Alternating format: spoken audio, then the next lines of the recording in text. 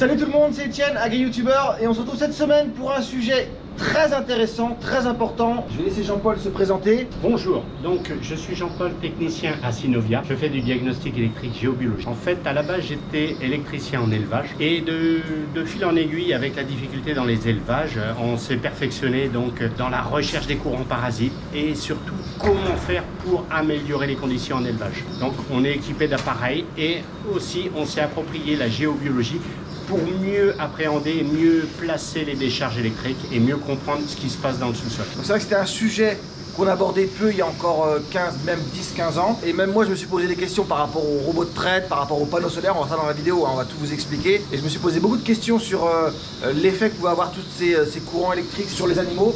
Et c'est ce qu'on va faire dans la vidéo. On va voir point par point ce qui pourrait influencer les animaux en fonction des outils, robots de traite, clôture électrique, panneaux solaires, abreuvoirs. Bien sûr, clôture. Clôture, on vous montre tout ça dans la vidéo, donc si vous êtes prêts, on commence maintenant. C'est parti. C'est cette tension qu'on voit. Et là, on est vraiment à des pics de 10 volts en tension clôture dans l'eau. Donc on est devant les robots de traite et tu vas commencer par m'expliquer le matériel que tu utilises là pour contrôler. Alors pour contrôler quoi et à quoi il sert et qu'est-ce que c'est comme matériel? Tout d'abord, une plaque qui représente le sabot de la vache.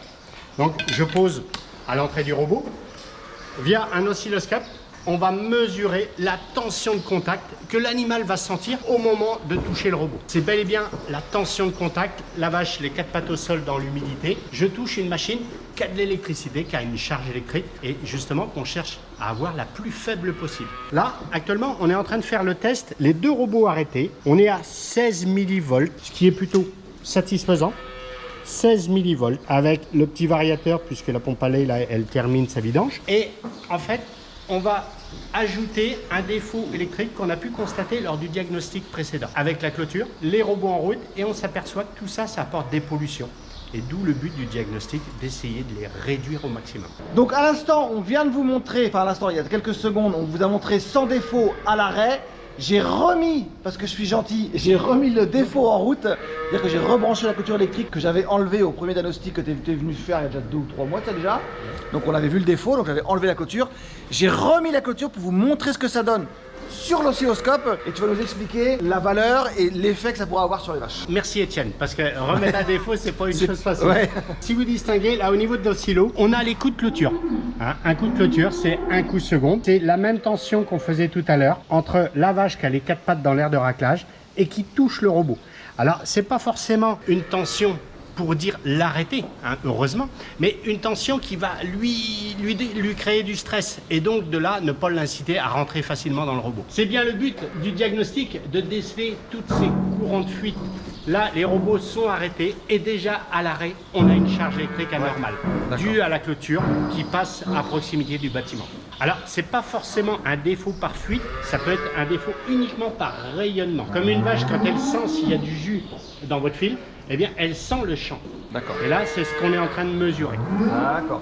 Donc ça, on l'a mesuré, on a remis le défaut. Vous voyez bien, c'est net, hein, ça se voit net sur l'oscilloscope. Mettez la main dessus, vous sentez rien, vous. On va rien sentir si on met la main sur le robot de traite, on se dit non, c'est bon, il n'y a pas d'électricité. Les animaux sont beaucoup plus sensibles. 10 fois. 10 fois plus sensibles aux courants parasites, aux courants électriques que nous humains. Que nous, on ne sent pas, les animaux, eux, vont le sentir. Donc maintenant qu'on l'a mesuré sur le robot de traite, on va les mesurer sur l'abreuvoir et sur la barre au garrot. On recommence, deuxième mesure, on est à l'abreuvoir, donc pareil abreuvoir, je mets les mains dedans, je mets la main dans l'abreuvoir, j'ai la main dans l'eau, je touche l'abreuvoir. Je ne sens pas cette tension qu'on voit nettement maintenant sur l'oscilloscope, je ne sens pas ça moi quand je mets la main dans l'abreuvoir, mais les vaches quand elles vont boire, ça elles vont le sentir. Voilà, et favoriser un lapage, en fait, elles coupent la charge électrique qu'elles vont prendre lorsqu'elles vont boire. Oui, parce qu'une vache quand elle boit, il faut qu'elle l'aspire. Faut pas qu'elle lappe. Et donc ça va l'inciter en fait à lapper plus qu'à boire, à vraiment aspirer l'eau. Et de là à moins produire, puisque certaines, comme nous humains, sont plus sensibles que d'autres. Et donc de là, moins boire. Là, on est sur... Est-ce que tu as une valeur à me donner là ou pas? Oui, alors là, on est à peu près à la valeur d'1 volt en tension clôture dans l'eau. Entre la vache qui a les quatre pattes au sol et elle boit. elle prend 1 volt en tension clôture. Pas forcément énorme, mais attention, il fait sec aujourd'hui. Suivant l'induction qu'on a par l'humidité de l'air, on peut doubler, tripler demain qui va faire humide. Voilà. Donc moi j'avais ce défaut-là, j'ai eu ce défaut-là très longtemps. Alors c'est pas un défaut qui empêche les vaches de vivre parce que c'était pas non plus énorme ici. Exact. Donc elles vivaient leur vie et tout, mais c'est vrai que c'est une question d'amélioration globale de santé du troupeau, des animaux, de nervosité, de circulation des animaux dans le bâtiment. C'est un ensemble de choses. J'ai pas pris, je pense qu'il faut le dire, hein, j'ai pas pris 3 litres de lait par vache quand on a enlevé la clôture évidemment. Mais on améliore les conditions de vie des animaux. Et lors de la première visite, tu me disais, de temps en temps, elles se mettent à cavaler. Oui, oui, tout à fait. À courir. Et ce phénomène de courir, en fait, c'est comme nous quand on descend d'une voiture, on se prend une poêlée. Ouais. Ça peut déclencher la même problématique chez les animaux. Des animaux qui étaient plus nerveux et qui le sont peut-être un peu moins aujourd'hui. Après, il faut reprendre confiance. Hein, donc, c'est pas d'un claquement de doigts que ça se résout. Il faut bien 1 mois de réapprentissage à moins de charge électrique. On le mesure sur la barre au garrot maintenant. Donc là maintenant alors j'ai défait la clôture, donc la clôture n'a plus d'impact sur le bâtiment et sur les barres, sur les robots et sur l'abreuvoir. Mais on a un deuxième, ce qu'on appelle un défaut. Un deuxième défaut. Ouais, un deuxième défaut qui va être les néons et le champ électrique des néons, c'est ça? Champ électrique des néons et les câbles qui passent dans ta charpente, qui apportent un champ électrique et qu'on peut retrouver sur la barre au garrot. D'accord. Alors là, on l'observe, on est presque à 1,5 volt et ce chiffre fluctue en fait suivant les vaches qui vont toucher et donc par le fait décharger cette barre au garrot. Là, on constate 1,5 volt avec les néons éteints. D'accord. Et l'autre jour, on avait fait l'essai, on va vous le refaire. En allumant les néons, la charge, elle augmente encore un peu. Hein, donc ça sent des néons pas à la terre. Ouais. Hein, et donc, il y a un moment, il convient de mettre les barres au garrot à la terre et ainsi que tout le circuit lumière. D'accord, ok. Donc là, maintenant, je vais allumer les néons. Donc là, les néons, vous voyez, hop, ils sont allumés. Bon, on voit pas très bien ce qu'il fait jour, là, mais si, là, on voit le néon est allumé. Et donc maintenant, en valeur... En valeur, ça a augmenté un petit peu, mais le résultat, il est aléatoire. Hein, ça prend, suivant le nombre de vaches qui est à la barre au garrot, là on en a poussé quelques-unes, on voit on a des pics d'1,5 volt. Et ce qu'on a fait pour vous montrer en solution, là chez Etienne, la solution c'est de mettre parfaitement à la terre, vous voyez, on a soudé une tige à béton et le fait de la pousser avec le doigt, là on fait chuter jusqu'à 8 millivolts la tension de la barre au garrot. Je l'enlève et vous voyez, on remonte à plus de 300, 400 aléatoirement. Et vas-y, remets là. Je la remets et là on redescend à 5 millivolts. Voilà.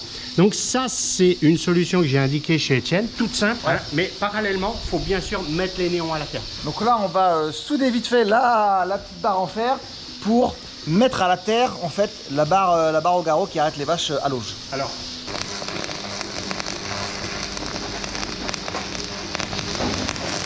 Voilà, maintenant que c'est soudé, on va remesurer sur la barre au garrot. Tourne autour de 7, là voilà on est à 7.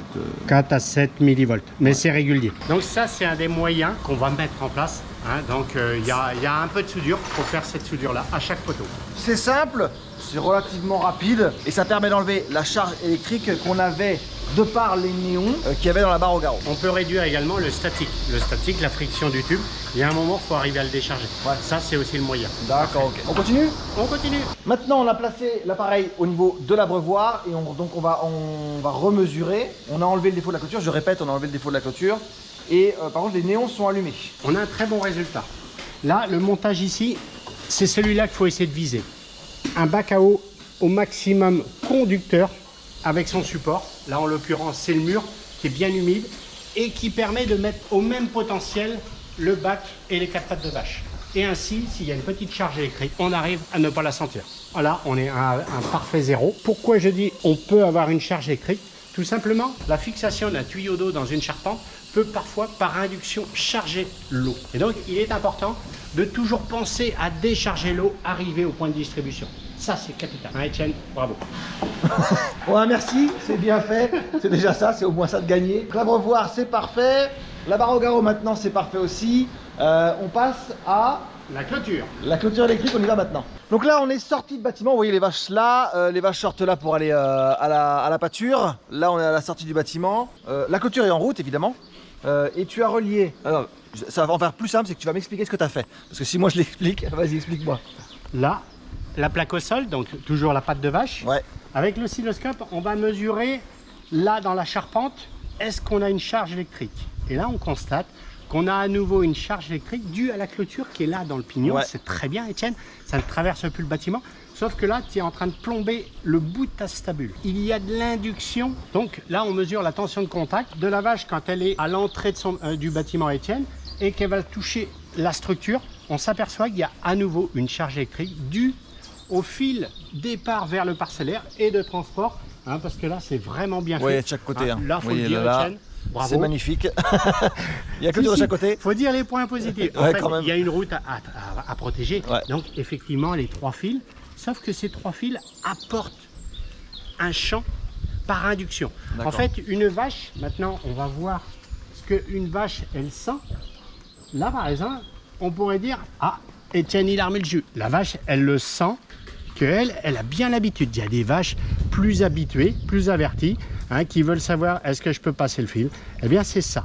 Et c'est ce champ qui nous charge les protections et qui vont ainsi charger la structure du bâtiment. Et là, on a la chance qu'il n'y a pas de barreaux garrot, sinon ça serait une solution de repolluer à nouveau les barreaux garrot. Le mot-clé, c'est vraiment de détacher le circuit de clôture et sa clôture du bâtiment. Faut vraiment le sortir. Là, on a une pollution quand même de 150 volts. C'est pas anodin. 150 volts, il suffit d'avoir un abreuvoir attaché dessus. Là, c'est des abreuvoirs où l'eau, où les vaches, elles vont pas vous gaspiller l'eau parce qu'elles vont pas boire. Elles vont pas boire. Hein. On voit, c'est net, je vous ai montré. On voit qu'il y a du courant, enfin il y a une charge dans le bout du bâtiment. On l'a mesuré aussi quand la clôture était en route, l'abreuvoir tout à l'heure. Donc là, on l'a pas dans l'abreuvoir pour cette charge-là. Elle s'arrête par le bois qui conduit très mal les courants. Heureusement pour nous. Ouais. Ok, on continue. Merci Étienne. Avec plaisir. Donc là, on se retrouve devant la terre de la clôture. La clôture, c'est le bâtiment où on était au bout là. Elle est branchée, la clôture est à l'intérieur là-haut. La terre est ici. Et donc, quel est l'intérêt? Comment faire une bonne terre? Donc, tout d'abord, le préalable, c'est de dire une clôture génère 10 000 volts que Étienne évacue par 3 fils. Donc ça, c'est l'autoroute à 3 voies du beau boulot. Quand il y a un défaut dans le parcellaire, même à 2 km, les électrons reviennent par le sous-sol jusqu'au piquet. D'accord. Là, en l'occurrence, il y a 5000 volts de défaut. 5000 volts de défaut. À la terre, on a 400 volts. Là, je peux te dire, ta terre est bonne électriquement. En fait, tous tes électrons reviennent bien. Du beau boulot. Le seul problème, tu es trop proche de ta structure de bâtiment. D'accord. Tu pollues ton sous-sol. D'accord. Et après, chose qu'on va voir ensuite, c'est au niveau géobiologie, on est placé sur un petit passage d'eau qui favorise la pollution du sous-sol. Et de là, c'est une autre gêne qu'on amène dans le sous-sol du bâtiment. D'accord. C'est ce qu'on va vous montrer ensuite. Ok. Donc là, on va vous montrer où placer la terre, idéalement. Je te laisse faire. C'est parti. On y va. Les vaches sortent, voilà, au bout du bâtiment, ici, là. La terre, vous l'avez vu, elle est au pied du bâtiment là-bas. Maintenant, tu vas m'expliquer où est-ce que ce serait l'idéal, où serait l'idéal, la terre, où est-ce qu'il faudrait la mettre? Une terre de clôture, elle doit être au maximum vers son parcellaire, afin que les électrons ne passent pas le moins possible sous votre élevage. Ouais, d'accord. Voilà. Donc là, le parcellaire étant là, on va rechercher une zone neutre, en dehors de passage d'eau ou de faille, qui communique avec ton sous-sol. Des baguettes, la radiesthésie, là je suis en recherche présence d'eau, faille qui communique avec le sous-sol. Donc je suis en recherche. Là, j'ai une première berge, j'ai une deuxième berge qui s'ouvre. Hein. Donc là, on va surtout pas placer la clôture ici. Entre les 2 points que tu viens de marquer au sol? Ça c'est des fils. D'accord, ok. Des fils conducteurs. On va chercher à éviter.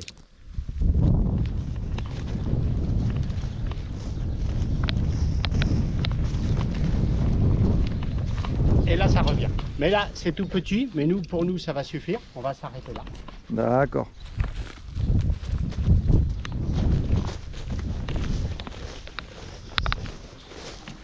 Donc, je recherche mon point milieu pour vraiment ne pas être sous influence et vraiment favoriser une belle protection par rapport au silo. Là, il y a un beau silo, justement. Tu peux faire voir, je trouve que c'est magnifique ce que tu as fait. Ici, on pourrait faire la terre clôture. D'accord, ok. Hein, par précaution, j'évite surtout de faire à la sortie d'un champ. D'accord. C'est quand même un retour d'électrons. Ouais. Donc, un petit coup de bombe au sol. Hein, voilà. Donc là, faire un beau petit trou. Et là, on fait la terre de clôture. D'accord.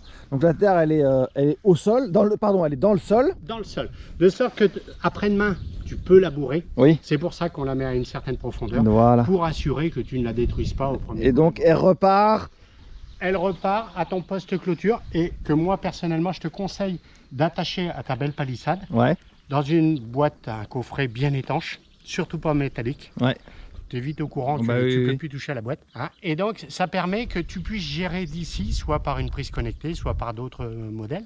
Et là, vraiment, tu as un système complètement détaché de ton élevage. D'accord, ok. Et là, super. Et ça, logiquement, ce sera fait quand le bâtiment va être rallongé. Il est rallongé au mois de juin l'année prochaine. Et là, on pourra replacer la terre correctement. Bravo. Merci parfait. Etienne. Merci. Très bien. J'en profite, maintenant qu'on vient de placer la terre et qu'on est dans la pâture, vous le voyez, on a une très belle antenne, voilà. GSM. Une très belle antenne téléphonique GSM qui est à quoi? Qui est à peu près 250-300 mètres d'ici, on va dire. Et vous avez l'élevage qui est juste là, juste derrière. Hop là, voilà.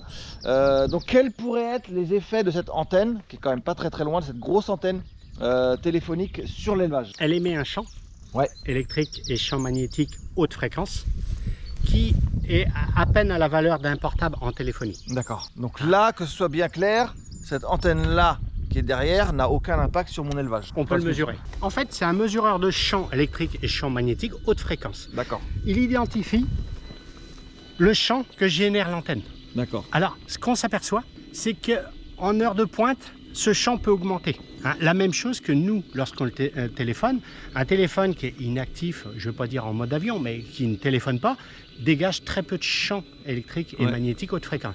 Dès qu'on est en téléphonie, c'est là qu'il y a du rayonnement. Là, l'antenne, on est à peine, il y a eu une pointe. Hein, Parce que mon téléphone vient de vibrer. Excellent. Là, on a vu un message passer. Hein, en fait, on a passé à 0,8 volts par mètre. 0,8 volts et là actuellement, on est à 0,35 volts par mètre, c'est le champ. Et en champ magnétique, on est à 10 microwatts par mètre carré. C'est ça qui nous traverse la boîte crânienne. D'accord. Hein, c'est ça qu'on demande que ça traverse les gros murs. Et qu'on met parfois des répéteurs et tout ça. Mais qu'on pollue toute la maison comme ça. D'accord. Voilà. Donc là, on fait la mesure de cette antenne. Oui. Devant l'exploitation d'Etienne. Voilà, exactement. Pour permettre d'identifier, voilà, à l'intérieur, j'ai quoi de cette antenne. D'accord. Donc là, cette valeur-là, bon là on est dans la pâture. Est-ce que la valeur que tu as là, elle est gênante pour les animaux? Honnêtement, c'est faible. D'accord, voilà. C'est faible, mais je disais tout à l'heure, sous réserve que le week-end, on a constaté une augmentation de la charge du flux téléphonique. Hein, et donc, parfois, le week-end, ça peut être le double, triple. D'accord. Suivant une grande ville à côté. Mais voilà, mais c'est vrai que quand je l'ai vu monter cette antenne-là, je me suis inquiété. Je me suis dit, oula, qu'est-ce qui va se passer sur les animaux? Le signal n'est pas péjoratif et pas violent pour les animaux là aujourd'hui. Là, c'est à peine un portable qui téléphone. Okay. Et donc là maintenant on va mesurer dans le bâtiment. Donc là maintenant on va remesurer, deuxième point de mesure. On est bout du bâtiment, sortie de pâture, bout du bâtiment, table d'alimentation. Le bâtiment est au fond. Et là on remesure la zone, l'effet de l'antenne sur le bâtiment. Alors là, on commence à sentir le Wi-Fi du bâtiment. D'accord.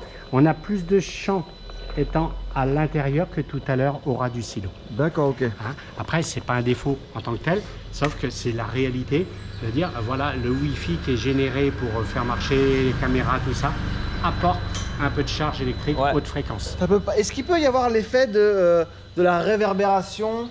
Bien sûr. De l'antenne téléphonique sur le bâtiment là? Alors, ton bâtiment va arrêter le champ électrique haute fréquence. C'est pour ça que parfois, quand on a une belle antenne, comme là en face, devant le bâtiment, parfois de fermer le portail, chercher à couper, ça peut être une des petites solutions. D'accord. On mesure plus loin? On est devant les robots de traite, vous voyez, hop, les robots de traite sont là et on va remesurer le champ. Et là... On est super, on est super. Par contre, dès qu'on va s'écarter, on va arriver devant le bureau, on voit que le bureau génère de la charge. Voilà. Ça monte quand on va dans le bureau. Plus on s'approche du bureau, plus ça monte. Voilà, exact. Là, on est à la valeur de 1 à 2 portables au travers du carreau. D'accord. Là maintenant, on est dans le bureau avec notamment le Wi-Fi. Le Wi-Fi. Alors là, c'est le bonheur, la transmission Wi-Fi Ethernet. Mais sauf qu'on s'aperçoit. Là c'est vraiment le summum au niveau téléphonie. Hein, donc Etienne, effectivement, il téléphone beaucoup, mais là, c'est contre son gré. C'est la valeur de 3 portables qui l'arrosent en champ électrique lorsqu'il est à son poste de travail. Honnêtement, cherchez à réduire ça. D'accord. Hein, tout simplement en le déplaçant. Ne pas le mettre devant son poste de travail. Là, on constate que déjà, quand je m'éloigne, je diminue sensiblement, je diminue. Hein, donc, quelque part, ce répéteur Wi-Fi, il faut vraiment l'éloigner du bureau. Et là, en plus, on est dans un caisson bien métallique. On maintient bien le champ électrique. On amplifie. Donc, c'est quoi? C'est des migraines, c'est des petits maux de tête qui peuvent arriver, et au fur et à mesure qu'on fatigue, qu'on devient électrosensible, ça sera de plus en plus vrai. D'accord. Maintenant, autre point dans la vidéo, dernier point de la vidéo, ça va être les panneaux solaires. Je suis dans un bâtiment vache laitière. J'ai des panneaux solaires sur la partie, voilà, ce que vous voyez en bois, là, comme ça, là. Hop. Là, tout ça, c'est des panneaux solaires, jusqu'au bâtiment en tôle derrière. C'est les panneaux solaires, et on va essayer de voir le champ magnétique, l'effet que ça peut avoir sur les animaux. Voilà. Donc, champ électrique, champ magnétique, on le mesure avec un champ mètre qui mesure tout le 50 Hz. Et là, on peut constater, en termes de champ électrique, on a très peu de champ. Les panneaux, c'est du DC et ils dégagent très peu de champ. Là où on va commencer à observer du champ électrique, c'est au niveau de la descente de câble. Hein, aujourd'hui, souvent, c'est mis dans des chemins de câble mis à la terre, justement pour ramasser le champ. Mais là, c'est vraiment très faible. Voilà. Donc ça, c'est pour le champ électrique en volts par mètre. Une très bonne terre va permettre de bien décharger le bâtiment. Ensuite, on va observer le champ magnétique. Alors, je me recule un petit peu. Le champ magnétique, c'est le rayonnement des onduleurs. Idéalement, on cherche à éloigner les onduleurs des animaux. Là, on est en nanotesla. On s'aperçoit que plus on approche du local onduleur de l'autre côté, plus la valeur champ magnétique augmente. Là, c'est vraiment pas là, Étienne, qu'il faut que tu installes ton lit. Ouais. Hein, surtout pas. Hein, voilà. Alors, néanmoins, les animaux viennent parfaitement se coucher. Hein, tu n'observes pas de différence. Non. Ce qui se passe, un animal qui a le choix d'aller ici ou à l'autre bout de la stabule, ça se passera bien. D'accord. Un petit veau que tu vas lui dire, tu n'as pas le choix que d'être ici. Parfois, les symptômes, c'est des chasses au bout de 15 jours, dévitalisation. En fait, ses défenses immunitaires s'en trouvent affaiblies. D'accord, voilà. ok. D'accord. Donc, la recette, c'est vraiment du photovoltaïque, c'est du très bon sens par rapport à l'environnement. Mais surtout, on évite de mettre sur un bâtiment d'élevage ou tout du moins des onduleurs aussi près des animaux. D'accord. Oui, parce que chez moi, les onduleurs là sont juste derrière le mur. L'idéal, ce serait de les déplacer à un autre endroit. Ça marche bien, c'est des logettes, c'est libre. Ouais. C'est pas comme si on avait le robot ici. Voilà, c'est ça. L'incidence serait complètement différente. Là vraiment, pour l'instant, voilà, les vaches, il y avait des vaches de coucher quand on est arrivé, donc ça n'a pas l'air de les perturber plus que ça pour l'instant. Hein, donc, à noter, le champ magnétique me traverse le corps. D'accord. Ça traverse la matière, ça traverse le béton. Ouais. Donc, c'est pas un mur bancheur qui va empêcher le champ magnétique. Le réduire, mais c'est tout. Très bien, panneau solaire, c'est fait. On a fait le tour. Moi, je voulais te dire un grand merci, Étienne. Ben, merci à toi. Surtout d'avoir remis les défauts, parce que je me suis dit, il va jamais l'accepter. Mais si, Étienne, il est comme ça. Hein, donc, il veut partager, et ça, c'est une belle action. Bravo. Donc, merci à toi pour les explications. J'espère que vous avez tous compris. C'était, pour moi en tout cas, c'était clair et limpide. Si vous avez d'autres remarques, d'autres questions, de toute façon, en lien, je mets le site de Synovia où il y aura ton contact dessus. Contact, et nous sommes une équipe de 4 personnes au niveau de Synovia. Donc pour répondre à toutes ces demandes. Alors essentiellement demande installation robot photovoltaïque de plus en plus, ou lors d'installation d'antennes GSM, d'éolien.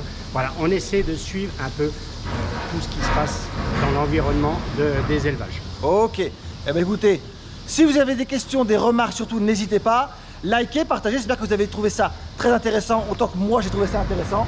Également. Merci beaucoup pour les explications. Merci. Et puis à la semaine prochaine pour une autre vidéo. Salut!